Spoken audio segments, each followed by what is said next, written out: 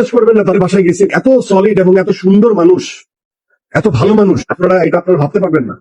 এই মানুষ আছে একরকম বিন্দাস। হঠাৎ করে নিশু শাকিব খানকে উদ্দেশ্য করে এত সুন্দর সুন্দর কথা বলতেছেন, আমি বুঝতে পারলাম না হঠাৎ করে কেন, কি হলো শাকিব খানকে এরকম সুন্দর সুন্দর কথা বললেন, তিনি এরকম বিন্দাস হয়ে গেছেন।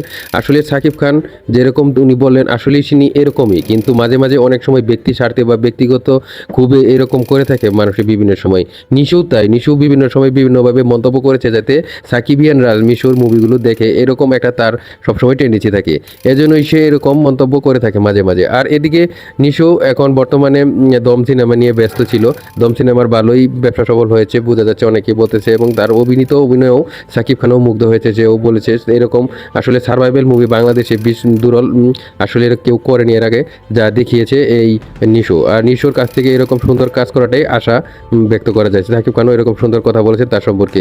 তবে নিশুকে অবশ্যই বলবো সবাই মিলে মিশে আসলে এই ইন্ডাস্ট্রিকে ধরে রাখাটাই হচ্ছে মূল লক্ষ্য, কাউকে ছোট করার নয়। ভালো থাকবেন অবশ্যই।